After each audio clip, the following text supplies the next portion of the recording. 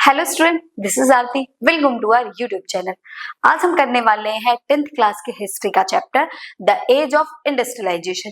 ये जो चैप्टर है हमारा, इसमें हमने इंडस्ट्रीज की ग्रोथ के बारे में पढ़ा कि किस तरीके से ब्रिटिशर्स इंडिया में आए और इंडिया में आने के बाद उनकी जो पूरी सिचुएशन और कंडीशन थी ना इंडस्ट्रियलाइजेशन को लेकर, वो सारी चीजें हमने इस चैप्टर में कवर करी है। इस चैप्टर के काफी वीडियोज कवर हो चुके हैं। आज हम इसमें एक न्यू टॉपिक करेंगे। जो न्यू टॉपिक है वो है हमारा जो इंडस्ट्रियलाइजेशन इंडिया के अंदर हो रहा था, उसमें इंडिया ने किस तरीके से अपनी ग्रोथ करी थी। ठीक है, तो आइए चलिए स्टार्ट करेंगे आज का न्यू टॉपिक इंडस्ट्रियल ग्रोथ के बारे में। तो आज का हमारा जो टॉपिक है वो है हमारा द पेक्युलैरिटीज ऑफ इंडस्ट्रियल ग्रोथ।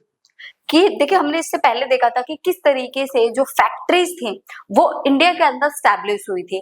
अब हम यहाँ पर देखेंगे कि किस तरीके से फैक्ट्रीज के आने के बाद, वैसे तो ब्रिटिशर्स का ही फ्लो में मतलब ग्रोथ हो रही थी, बट इंडियन ने किस तरीके से इंडस्ट्रियलाइजेशन में अपनी ग्रोथ करी, तो उसकी जो पेक्युलैरिटीज थी वो क्या थी। ठीक है, तो देखिए, European managing agency were interested in certain kinds of products such as indigo, tobacco, tea, cotton और jute।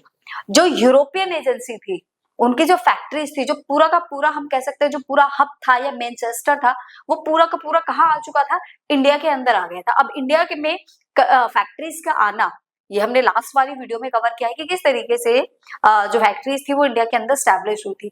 अब हम यहाँ देखेंगे कि जो यूरोपियन मैनेजिंग एजेंसी थी, उसमें हमने ये भी देखा ना कि फर्स्ट वर्ल्ड वॉर होने के बाद में जब उधर तो वॉर चल रही थी, तो जो ब्रिटिशर्स थे वो सारा का सारा वो मटेरियल बनाने में लगे हुए थे जिसकी नीड उन सोल्जर्स को थी जो वॉर कर रहे थे। तो उस टाइम पर वॉर इतनी आगे तक चल रही थी, तो ब्रिटिशर्स ने क्या करा था, इंडिया में जो उनकी फैक्ट्रीज थी उसको, या फिर ये कह सकते थे अपनी कॉलोनीज को कंट्रोल करने के लिए उन्होंने कुछ मैनेजिंग एजेंसीज भी बनाई थी। तो वो जो मैनेजिंग एजेंसीज थी ना, वो लोग इंटरेस्टेड थे, किस चीज में इंटरेस्टेड थे, सिर्फ कुछ काइंड ऑफ प्रोडक्ट में इंटरेस्टेड थे। वो प्रोडक्ट थे like indigo, jute, cotton, tea और टबैको। वो इंडस्ट्रीज इस टाइप के प्रोडक्ट को बाहर एक्सपोर्ट वगैरह करने के लिए इंटरेस्टेड थी। They establish tea and coffee plantation. उसका सबसे ज्यादा जो फोकस था, जो ये यूरोपियन मैनेजिंग एजेंसी थी, टी और कॉफी प्लांटेशन पे था। वो यहाँ पर ग्रो करती थी और यहाँ ग्रो करने के बाद उसको इंडिया से बाहर सेल किया करती थी। लाइक ब्रिटिश भेज रही है अपने, ब्रिटेन में भेज रही है, जापान, चाइना, जर्मनी, हर जगह इन्हीं प्रोडक्ट को सेल किया जाता था, मीन्स ट्रेड हो रहा था। But acquiring land at cheap rates from the colonial government and they invested in mining indigo and jute. इन एजेंसीज ने क्या करा था, चीप रेट से, जो कॉलोनी थी, कॉलोनियल गवर्नमेंट जो थी, ब्रिटिश गवर्नमेंट जो थी, उन्होंने क्या करा, इंडिया से चीप रेट पर मीन्स सस्ते दामों पर लैंड को बाय कर लिया था, सस्ते दामों पर जमीन को खरीद लिया था। और उन जमीनों को सस्ते दामों पर खरीदने का उस पर उसने इन्वेस्ट किया। इन्वेस्टिंग में उसने माइनिंग करी इंडिगो की और जूट की।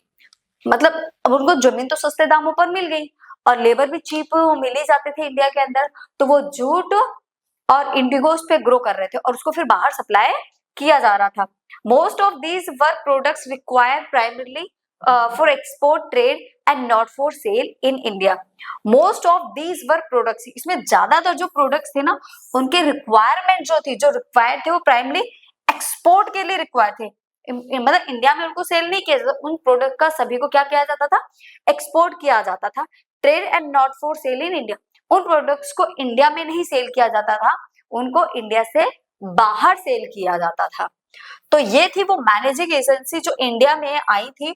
और इंडिया में आने के बाद उन्होंने जितनी भी लैंड एरिया थे उन सभी को सस्ते दामों पर खरीद के, मतलब इंडियन से ही खरीदा और उसमें कुछ चीजों को ग्रो किया। प्लांटेशन क्रॉप को वो ग्रो करते थे जिसमें उनका ज्यादा प्रॉफिट होता था, like T, tobacco, coffee, jute. ठीक है, इन ऐसी चीजों को वो ग्रो करते थे और उनको ग्रो करने के बाद वो इंडिया से बाहर उन प्रोडक्ट्स को सेल किया करते थे और उसको मतलब वो ये एक्सपोर्ट किया करते थे। नेक्स्ट देखिए, they avoided competing with Manchester goods. But Indians ने क्या करा, अब इंडिया उनको कभी कंपटीशन दे ही नहीं पाएगा। देखो उनके पास फैक्ट्रीज थी, इंडस्ट्रियलाइजेशन था, क्या इंडियंस के पास में था? इंडियंस के पास में नहीं था, उन ब्रिटिशर्स के पास में था।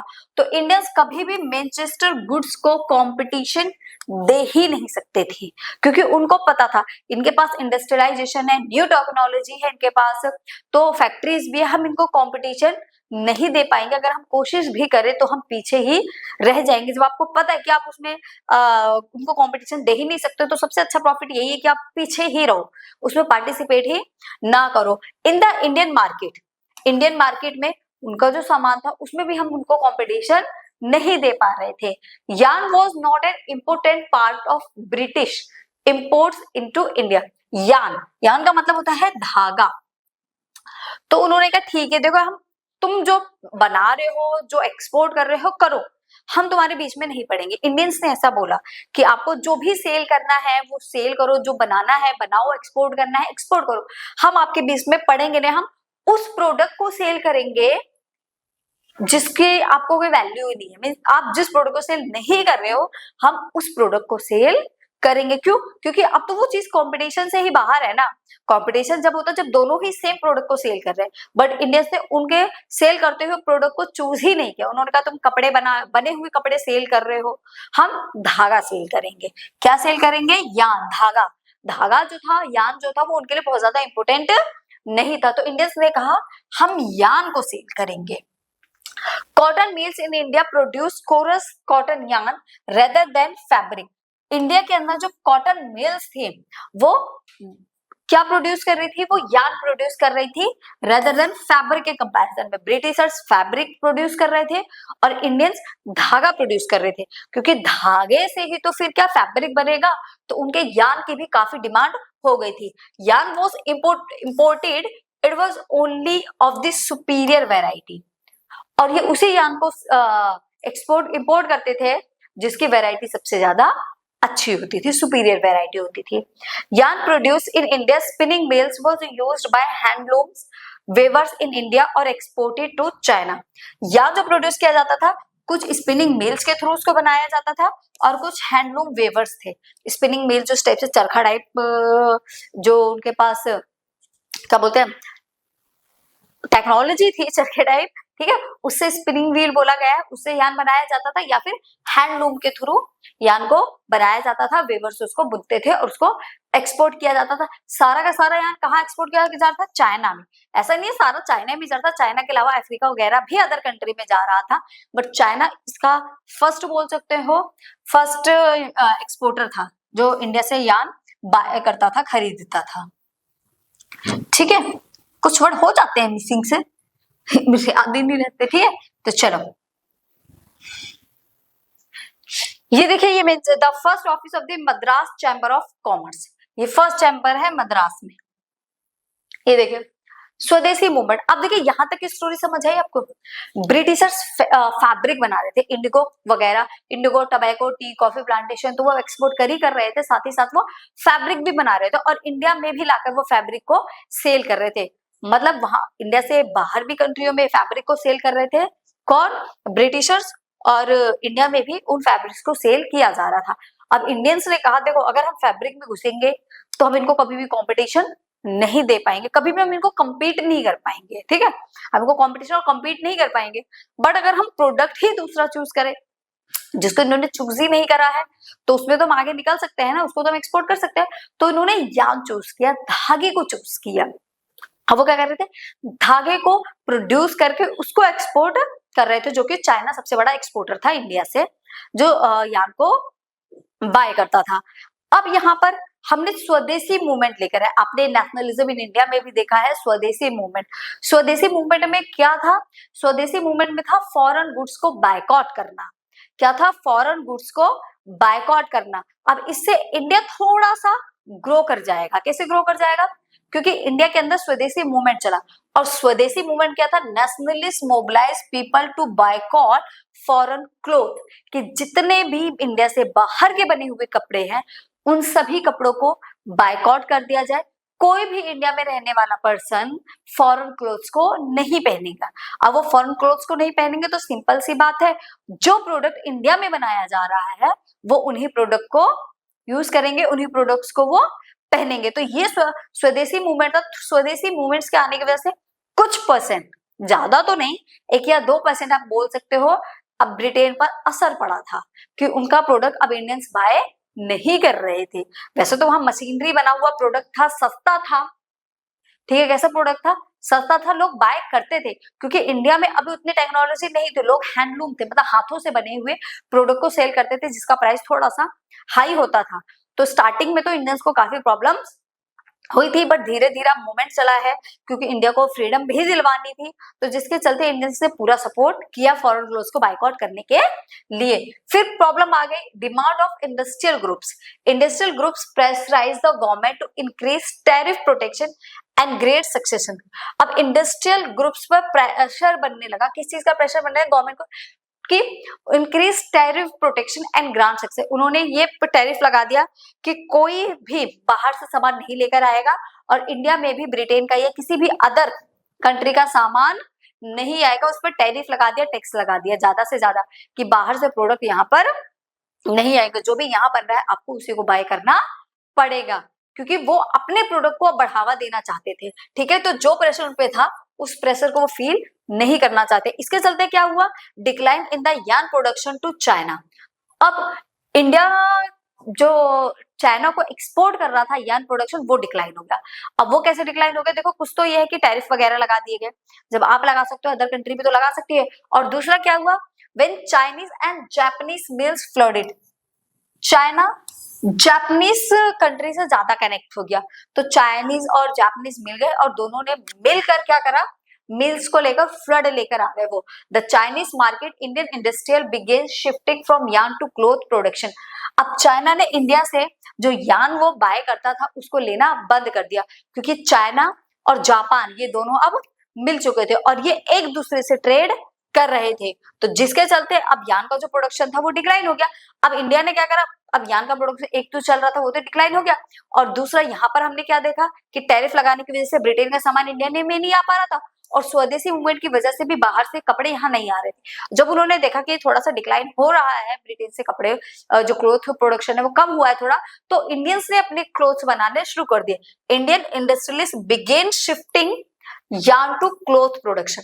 अब जो इंडियन यार्न करते थे, यार्न को प्रोड्यूस करते थे, और वो यार्न को प्रोड्यूस करने के बजाय वो अब क्लोथ की तरफ शिफ्ट हो गए थे, क्लोथ प्रोडक्शन की तरफ वो शिफ्ट हो गए थे, क्योंकि उन्हें पता है स्वदेशी मूवमेंट और डिमांड ऑफ इंडस्ट्रियल ग्रुप्स की वजह से जो बाहर से जो इंपोर्ट हो रही थी चीजें वो थोड़ी सी कम हुई थी, जो फैब्रिक थे वो कम हुआ था, और इधर चाइना ने भी यार्न लेने से मना कर दिया या फिर ये कहो कम कर दिया था, तो जिसकी वजह से इंडियंस जो ट्रेडर्स थे उनको कॉटन क्लोथ्स की तरफ शिफ्ट होना पड़ा।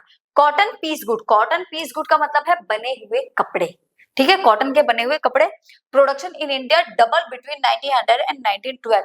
जब कॉटन पीस गुड्स इंडियंस ने बनाने शुरू करे तो उसका जो प्रोडक्शन था वो डबल हो गया था 1900 से 1912 में, मतलब काफी जल्दी उसके जो प्रोडक्ट की डिमांड थी वो बढ़ गई थी, क्योंकि बहुत ही स्पीड में वो प्रोडक्शन डबल हो चुका था जो कॉटन पीस गुड मार्केट में आ रहे थे।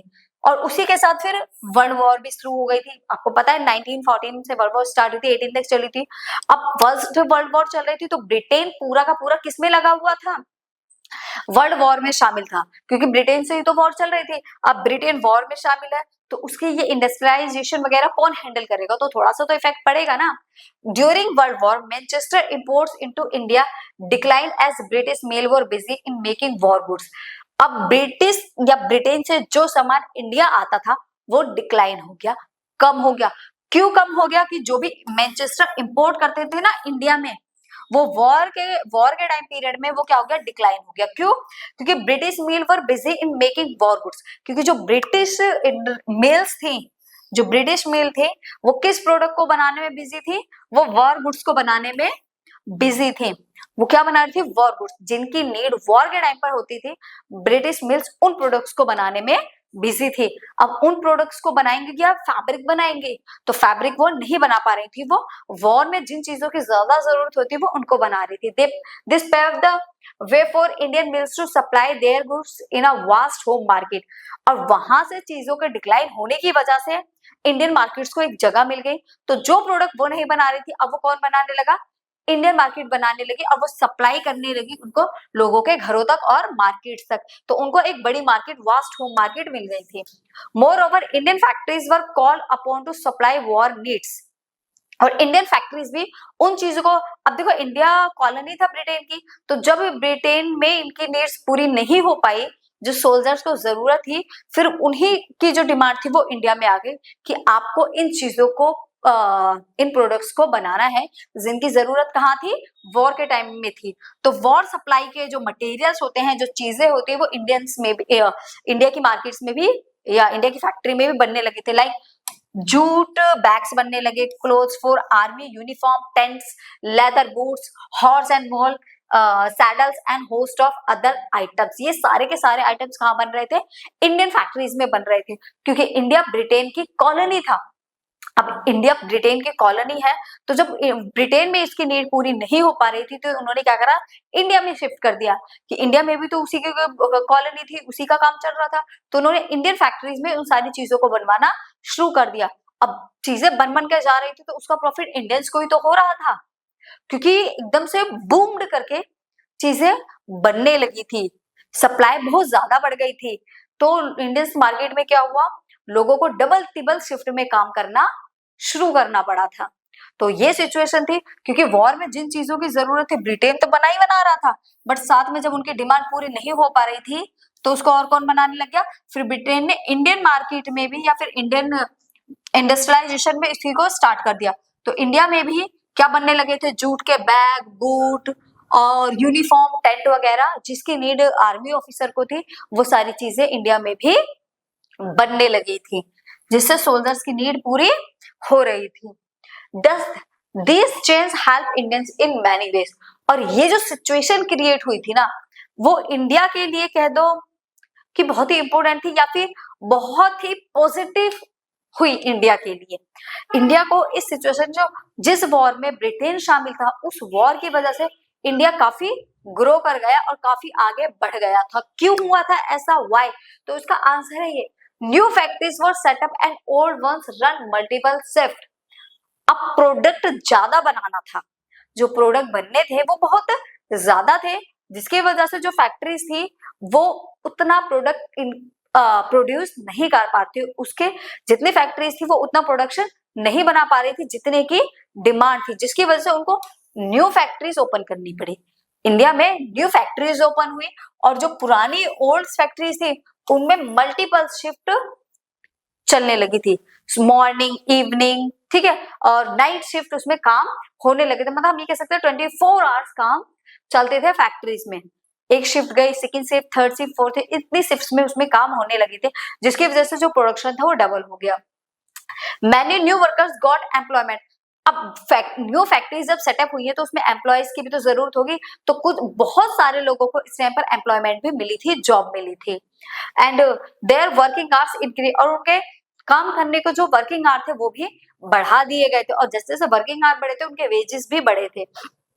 Over the war yes industrial production boomed. War के टाइम में जो इंडस्ट्रियल प्रोडक्शन था ना वो बिल्कुल ही बूम कर गया, मतलब बहुत ही स्पीड में वो इंक्रीज हो गया था।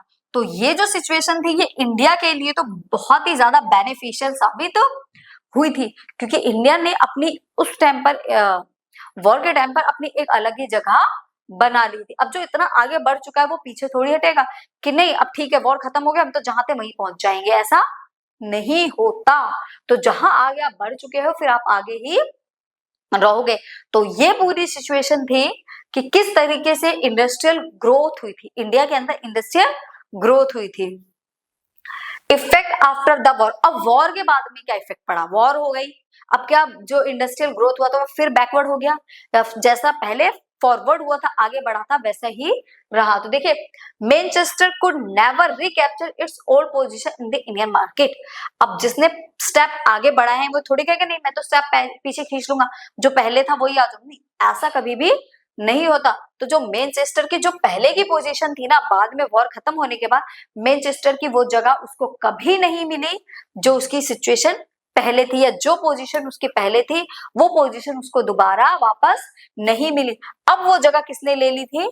इंडियन मार्केट ने, क्योंकि अब इंडियन मार्केट्स काफी आगे बढ़ चुकी थी, क्योंकि टाइम बढ़ रहा था ना, टेक्नोलॉजी वगैरह सब कुछ इंडिया में भी अवेलेबल हो रही थी। Modernise and compete with the USA, Germany and Japan. The economy of Britain crumbled after the war.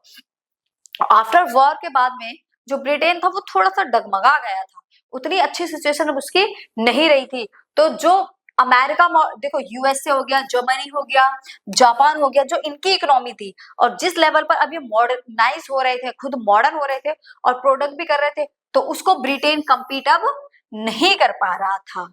तो अब यूएसए और जर्मनी, जापान जिस लेवल पर पहुंच चुके थे, अब ब्रिटेन उस लेवल पर नहीं था, वो डाउन हो चुका था due to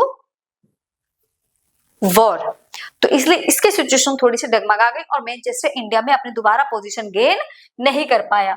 cotton production collapse and export of cotton cloth from Britain file dramatically.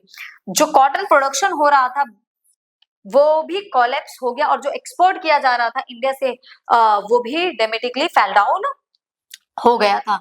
मतलब अगर टोटल मिलाकर बोलूं तो ब्रिटेन की सिचुएशन जितनी पहले थी वो सब खराब हो गई, सारी सिचुएशन उसके डगमगा गई। अब पहले वाली सिचुएशन जो पावरफुल वाली सिचुएशन थी अब वो नहीं रही थी, अब वो सारी जगह किसने हासिल कर ली थी? इंडियन मार्केट ने। Small scale industries predominantly. अब ये तो लार्ज स्केल की बात हो गई थी, अब कुछ स्मॉल स्केल बिजनेसेस भी चलते थे। अब जो छुप छुप के थोड़ा बहुत काम कर रहे थे अब वो भी खुल के सामने आकर अपना काम कर पा रहे थे, क्योंकि अब सिर्फ किसका बोलबाला था? इंडियन मार्केट था। अब इंडिया ही हर जगह एक्सपोर्ट कर रही थी चीजों को। देखिए, the large scale industry form only a small segment of the economy and concentrated particularly in some areas. Large scale जो इंडस्ट्रीज थी वो तो फॉर्म हुई थी, बट उसमें भी कहीं ना कहीं जो कंट्रीब्यूशन था वो स्मॉल स्केल इंडस्ट्रीज का ही था। उसी की वजह से उस लार्ज स्केल इकोनॉमी भी बढ़ पा रही थी। एग्जाम्पल जैसे 1911 में जो 67% लार्ज स्केल इंडस्ट्रीज थी ना, were located in Bengal and Bombay alone. 1911 में 67% जो सिर्फ और सिर्फ लार्ज स्केल इंडस्ट्रीज वो सिर्फ दो ही जगह पर थी। कहाँ कहाँ? बंगाल और बॉम्बे में थी बस, और बाकी जगह पर नहीं थी। 1911 तक सिर्फ 60% और बाकी जगह जो बची हुई थी वो स्मॉल स्केल इंडस्ट्रीज थे। Over the rest of the country small scale production continue to predominate. सिर्फ इन जगहों पर लार्ज स्केल प्रोडक्शन होता था, बाकी सब जगह स्मॉल स्केल प्रोडक्शन होता था। मतलब स्मॉल स्केल प्रोडक्शन ने सभी पर डोमिनेट कर रखा था और लार्ज प्रोडक्शन सिर्फ दो जगह पे होता था, बंगाल और Bombay. Only a small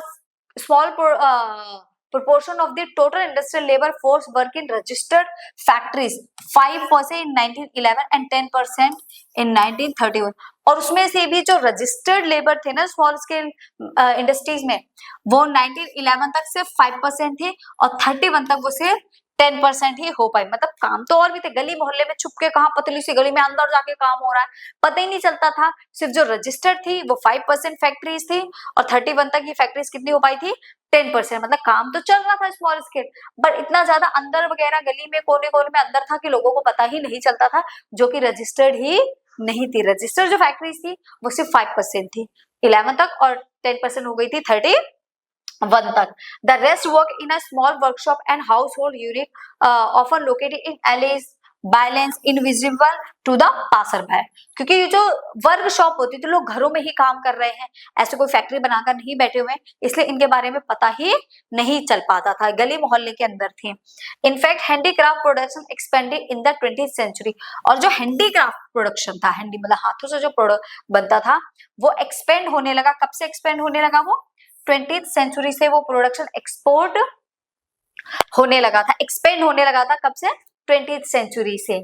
white cheap machine made thread wiped out the spinning industry in the 19th century. The weaver survived despite problem.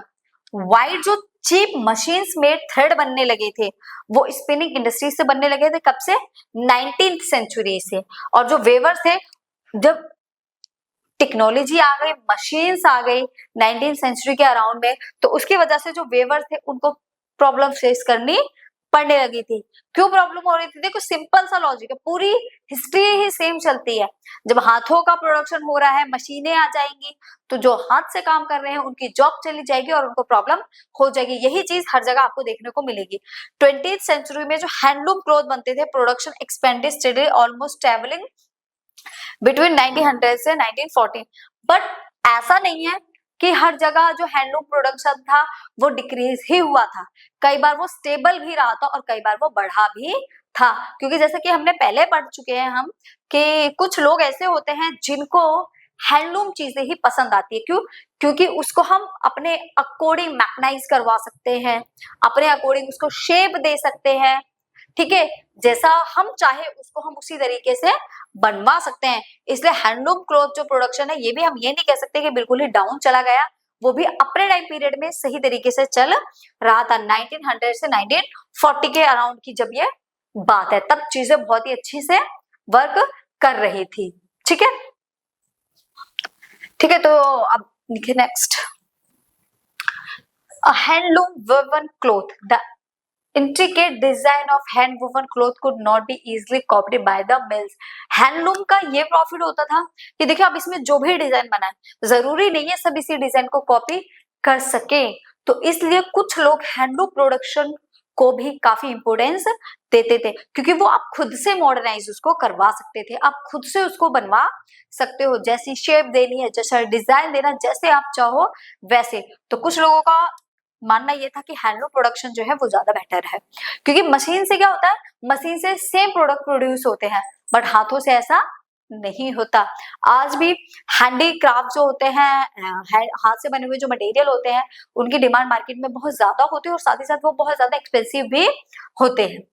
How did this happen? अब ये सारी चीजें हुई कैसी थी, किस तरीके से मशीन्स के आने के बाद में जो हैंडलूम प्रोडक्शन है वो थोड़ा सा कम हो गया था। क्योंकि हैंडलूम कभी पुअर्स के लिए नहीं है, वो हमेशा रिचर सेक्शन के लिए होता है, पुअर्स के लिए वो नहीं होता, क्योंकि मैंने बोला ना अभी वो थोड़ा सा एक्सपेंसिव होता है। This was partly because of technology changes. ये पार्ट उसका है कि जैसे जैसे टेक्नोलॉजी चेंज हो रही थी वैसे वैसे जो इंडस्ट्रियलाइजेशन मॉडर्नाइज हो रहा था। Handicraft people adopted new technology. जो हैंडीक्राफ्ट पीपल थे, ठीक है, जो हाथों से प्रोडक्ट बनाते थे, वो भी नई टेक्नोलॉजी को उन्होंने भी अडॉप्ट कर लिया, as it could help them improve production.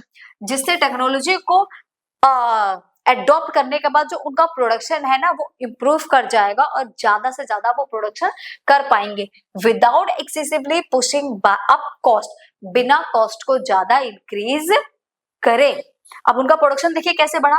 Bye the second decade of 20th century के सेकेंड डिकेड में weavers started using loops with a fly shuttle. जो वेवर्स थे उन्होंने क्या करा, उन्होंने फ्लाई शटल का यूज करा। फ्लाई शटल आपने मूवी वगैरह में देखा है, इस तरीके से कुछ वो यूज करते हैं और ऐसे लाइनों से उसमें धागे लगे होते हैं वो, और वो बुनता हुआ प्रोडक्ट चला जाता है।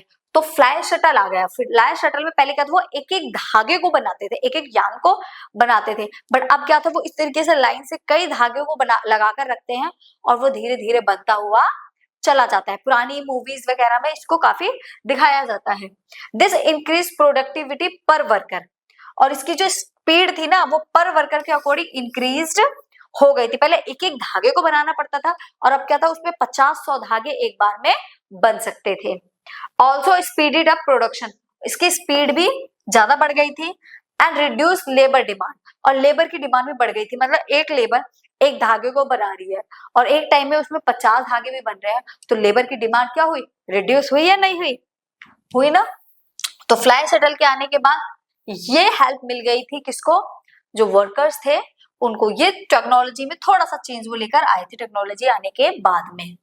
और by 1941 cover 35% of handlooms in Indian adapted fly shuttle. India में 1914 तक जो 35% के जो हैंडलूमर्स थे या जो हैंडलूम वर्कर्स थे उन्होंने फ्लाई शटल का यूज करना स्टार्ट कर दिया था, फ्लाई शटल को अडॉप्ट कर लिया था। जैसे एग्जाम्पल में ये रीजन्स थे कुछ, ट्रावनकोर हो गया, मद्रास हो गया, मैसूर हो गया, कोचीन, बंगाल।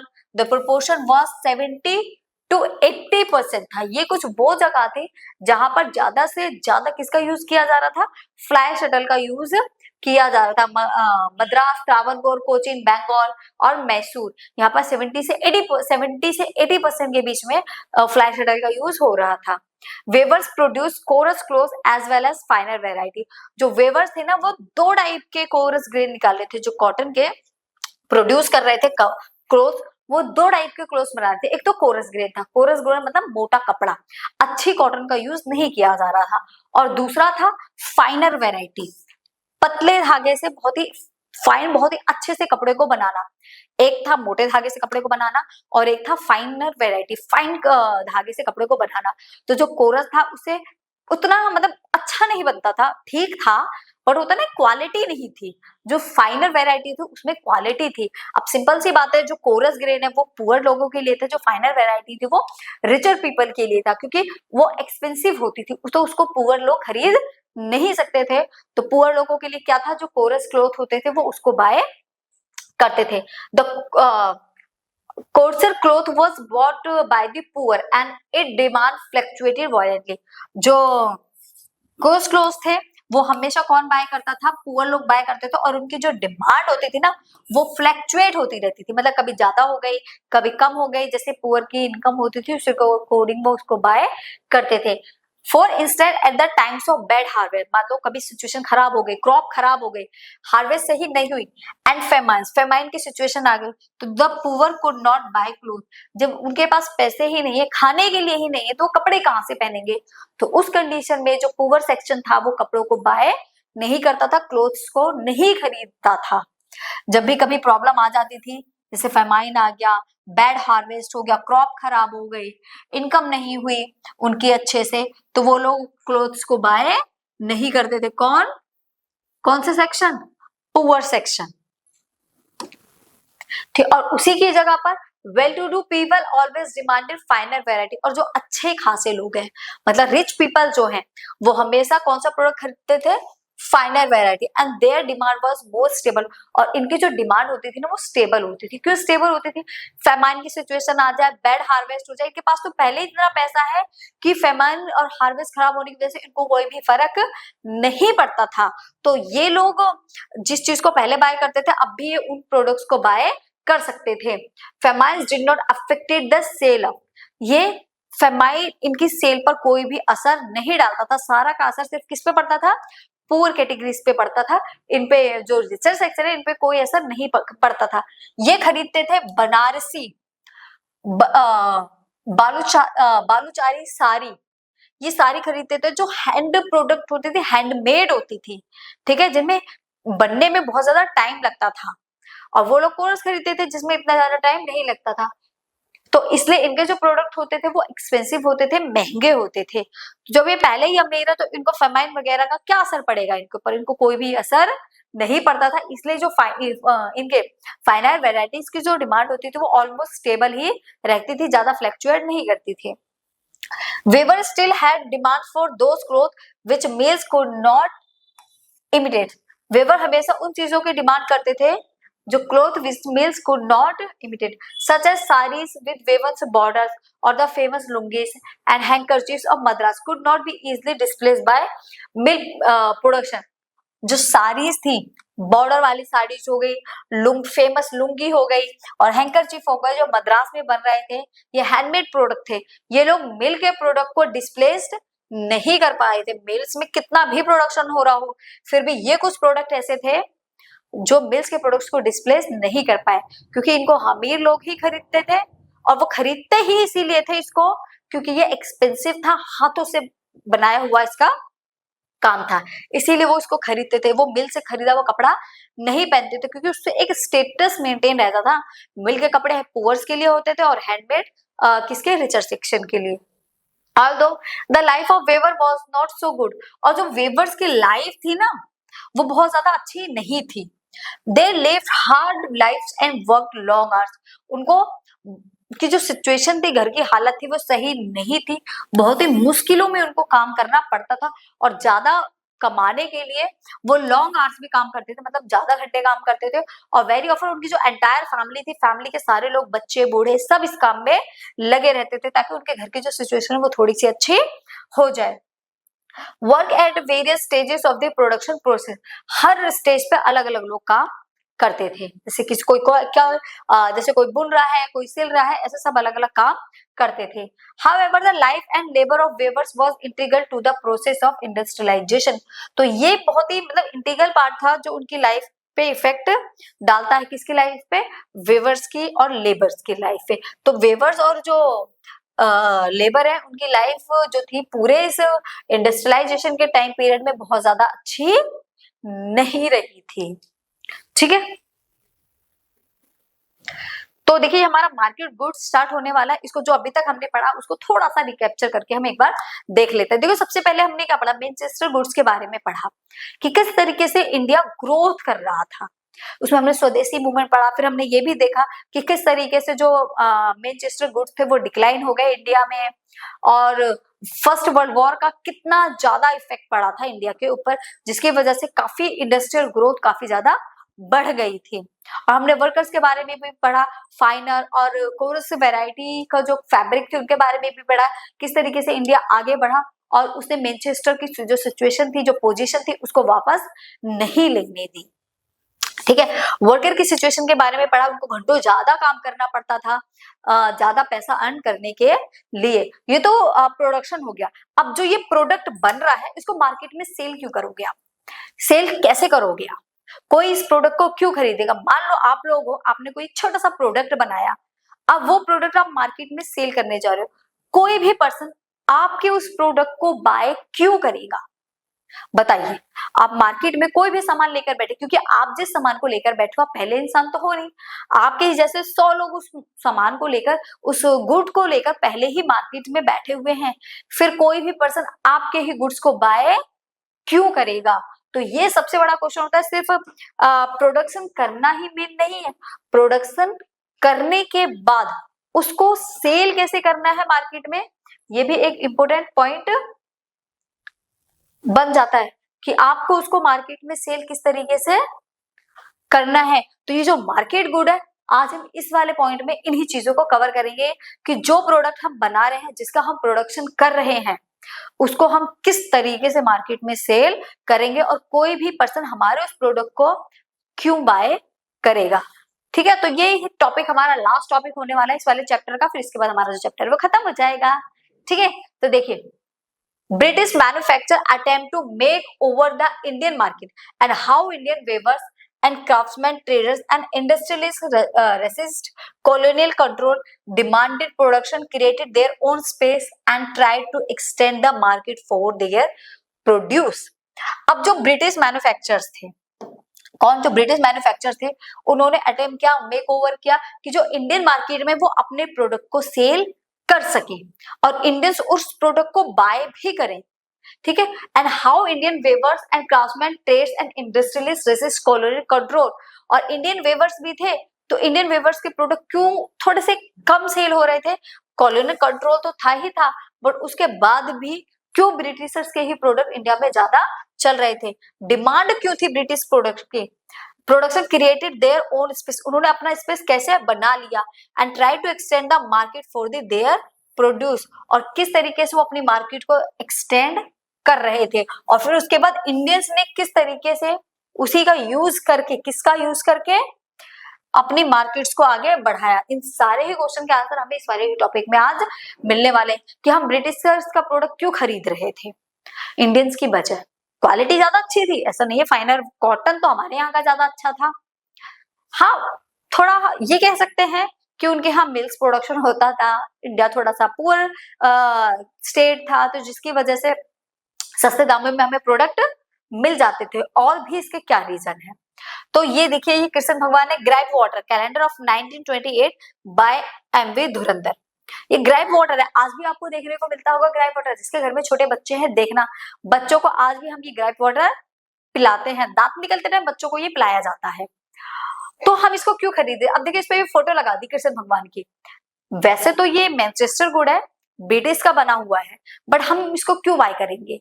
क्योंकि इस पे ये जो फोटो लगाई है ना कृष्ण भगवान की, हम इसकी तरफ अट्रैक्ट हुए। अरे हमारे पूजनीय हैं, कृष्ण भगवान है, और जिस कृष्ण भगवान की भी जो फोटो है इसमें वो बच्चे की फोटो है, तो सभी को पता है अभी जन्माष्टमी आ जाए सब अपने बच्चों को कृष्ण बनाने लग जाते हैं, ठीक है। तो वो उसी इमेजिनेशन में देखते थे कि ये एक जो ट्रस्ट होता है ना, इस इमेज से लोगों का ट्रस्ट इस प्रोडक्ट पे बन जाता है।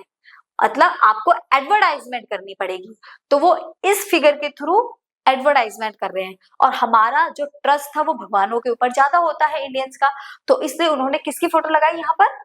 कृष्ण भगवान की लगाई, कि वो छोटे थे तो ऐसे थे, अगर आप अपने बच्चों को ये प्रोडक्ट दोगे तो वो भी कुछ ऐसा ही बनेगा, ऐसे खिलखिलाते हुए उसके दांत दिखेंगे, जिस तरीके से मस्ती वगैरह करते थे। तो मतलब एक कनेक्शन सा बन जाता है इस फिगर में, और लोग अपने बच्चों को उसी की तरह से ट्रीट करने लग जाते हैं। तो ये मेन मोटिव होता है किसी भी प्रोडक्ट का एडवर्टाइजमेंट करने के लिए। आज भी अगर आप मार्केट में देखोगे तो बिना एड के कोई भी सामान नहीं मिलता है। एक छोटा सामान आप लेके दिखा लो, शैम्पू के देखिए कितने ऐड आते हैं। कभी बॉय को तो बहुत ही कम दिखाया जाता है शैम्पू के ऐड में, गर्ल्स को ज्यादा दिखाया जाता है। ये शैम्पू यूज करो आपको इतने लंबे बाल हो जाएंगे, ठीक है, इसमें पता नहीं क्या क्या डाला हुआ है, इतनी सारी चीजों के नाम गिनवा देते हैं, ठीक है।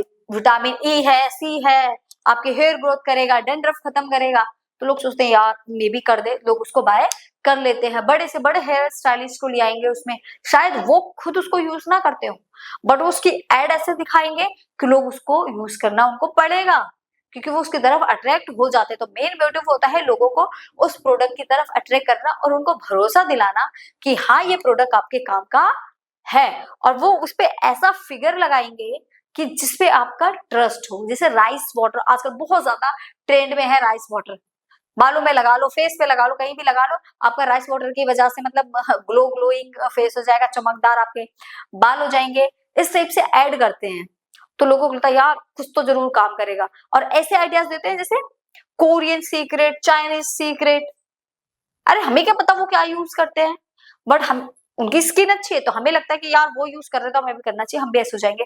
अरे अपना क्लाइमेट टेम्परेचर भी तो देख लो, अपनी वेदर कंडीशन भी तो देख लो, उनकी वेदर कंडीशन देख लो, दोनों ही डिफरेंट है, तो उसका इफेक्ट पड़ेगा ना। नहीं, लोगों को लगता है कि नहीं वो यूज कर रहे हैं तो हम भी करेंगे, तो हम भी उनके जैसे बन सकते हैं। तो ये है मोस्ट ऑफ दी जो अट्रैक्शन पॉइंट है ना, वो हम उसकी तरफ अट्रैक्ट होते हैं तो हम उसको सेम वैसे ही यूज करना चाहते हैं। और देखिए इसमें और भी पॉइंट्स आपको मिलेंगे, जैसे देखिए in order to sell the products there were some market strategy used by producers। Order sell करने के लिए मार्केट में कुछ स्ट्रेटेजीज अपनानी पड़ती हैं, वही स्ट्रेटेजीज आज भी अपनाई जाती हैं और वही पहले भी अपनाई जाती थी। और वो स्ट्रेटेजीज क्या हो सकती हैं?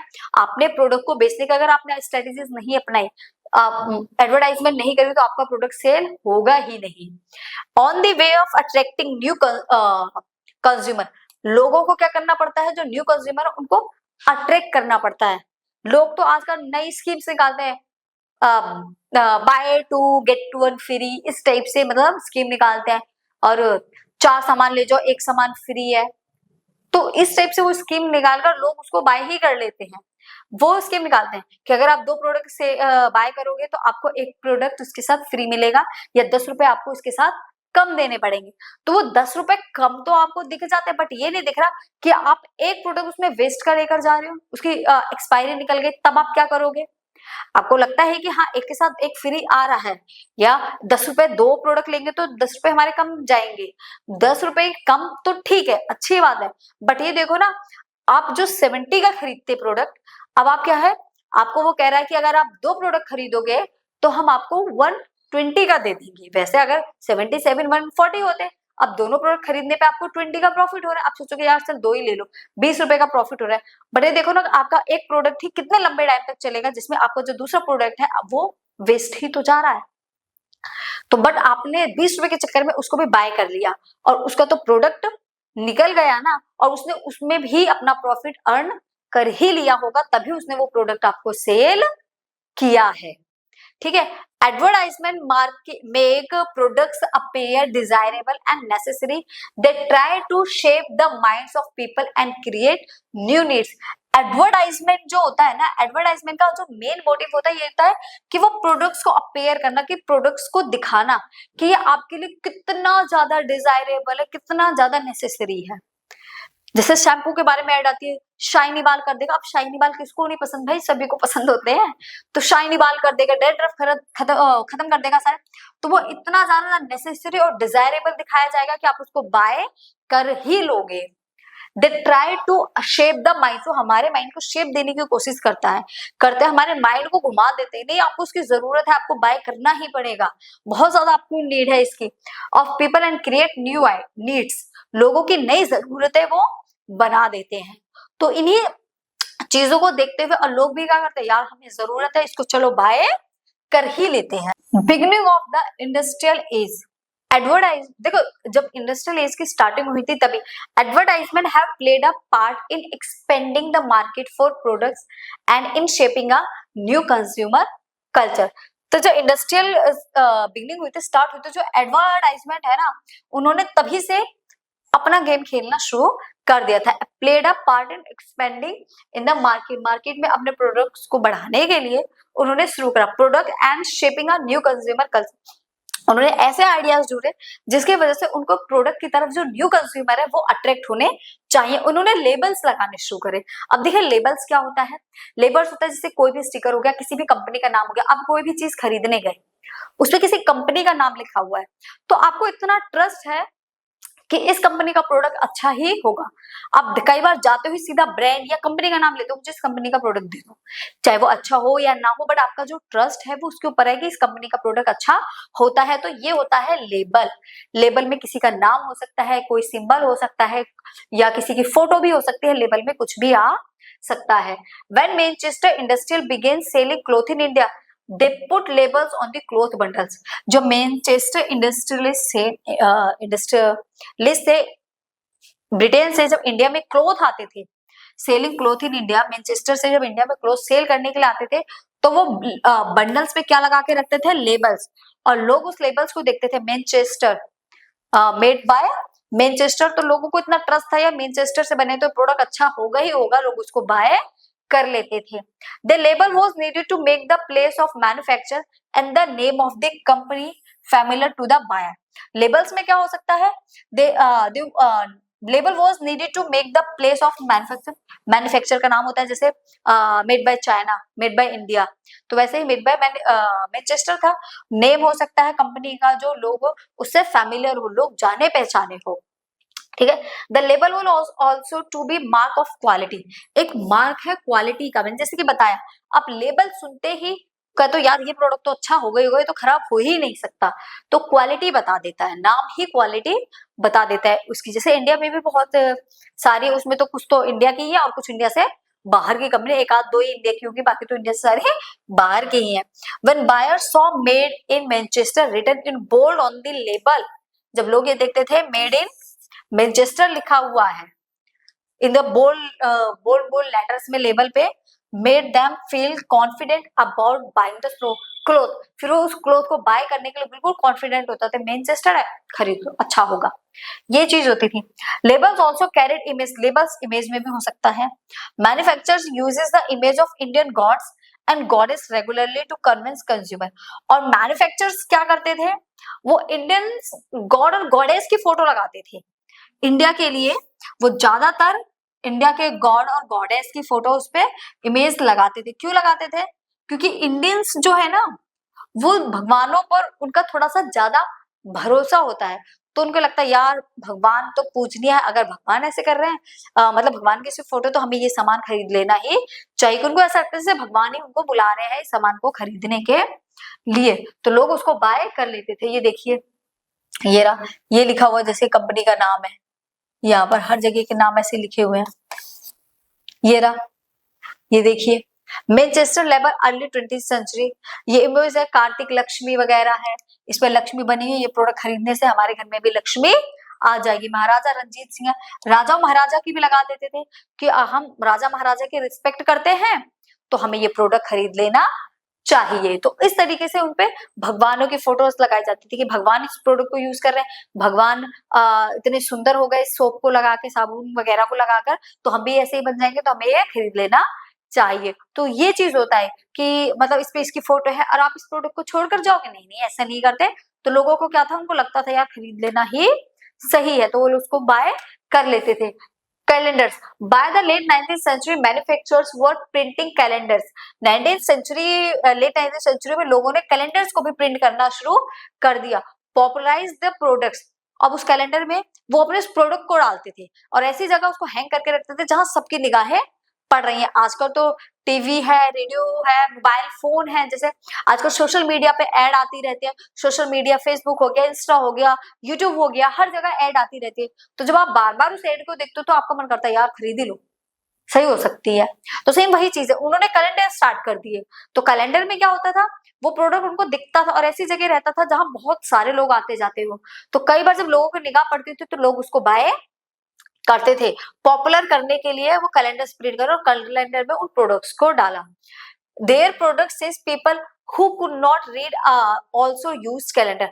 जो लोग रीड नहीं कर पाते, पढ़ नहीं पाते, वो भी कैलेंडर का यूज करते थे। एटलीस्ट देखते तो थे कि भगवान की मूर्ति है यार, पूजनी है हमारे, उसको तो खरीद लेना चाहिए, मतलब ये चीजें थे।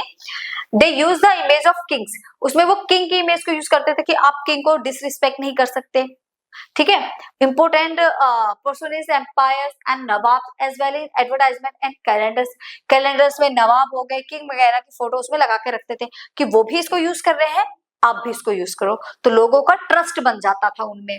The message very often seem to say if you respect the royal figure, और उसमें मैसेज क्या होता था कि अगर आप रॉयल फिगर की रिस्पेक्ट करते हो देन रिस्पेक्ट दिस प्रोडक्ट। अगर आप उनकी, जैसे उसमें राजा की फोटो है, अगर आप राजा की रिस्पेक्ट करते हो तो आप इस प्रोडक्ट की भी रिस्पेक्ट करोगे, जो प्रोडक्ट है आपको इसकी भी रिस्पेक्ट करनी पड़ेगी।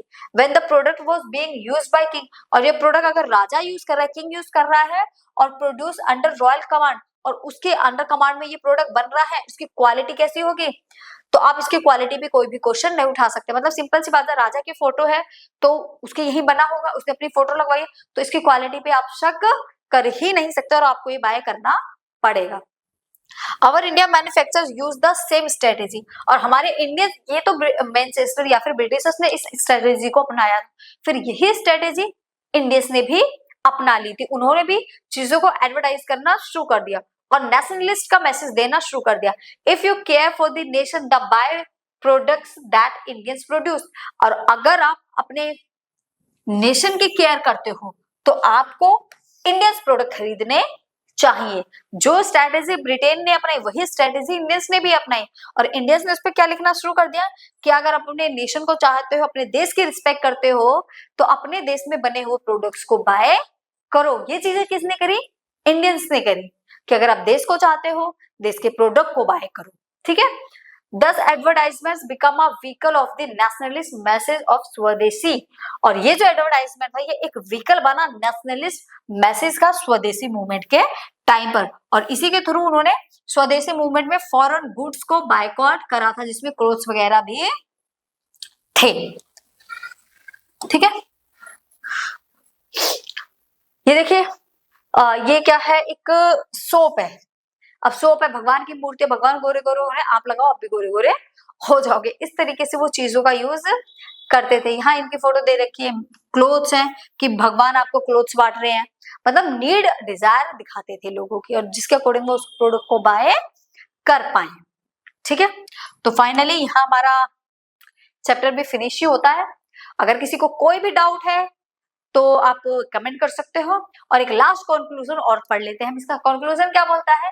We can conclude that the age of industries brought major changes in technology. ये जो पूरा चैप्टर हमने पढ़ा, इस पूरे चैप्टर हमने क्या देखा, जो इंडस्ट्रीज है उसमें टेक्नोलॉजी को लेकर कैसे कैसे चेंजेस आए, किस तरीके से जीरो से लेके आज हम इस लेवल तक पहुंचे हैं, ये सारी चीजें हमने इसी चैप्टर में पढ़ी है। Growth of industries, making of a new industrial labour force, हमने इसमें ग्रोथ ऑफ इंडस्ट्रीज देखी है, making of new industrial labour force देखी है, हाउएवर हैंड टेक्नोलॉजी भी देखी है, स्मॉल स्केल प्रोडक्शन भी देखा है, remain an important part of industrial landscape, और उसका बहुत ही इंपोर्टेंट पार्ट हमने मार्केट गुड्स भी देखे कि किस तरीके से आप मार्केट्स में अपने गुड्स को सेल कर सकते हो। तो ये सारी चीजें हमने किस में पढ़ी, आज इस द एज ऑफ इंडस्ट्रियलाइजेशन वाले चैप्टर में पढ़ी।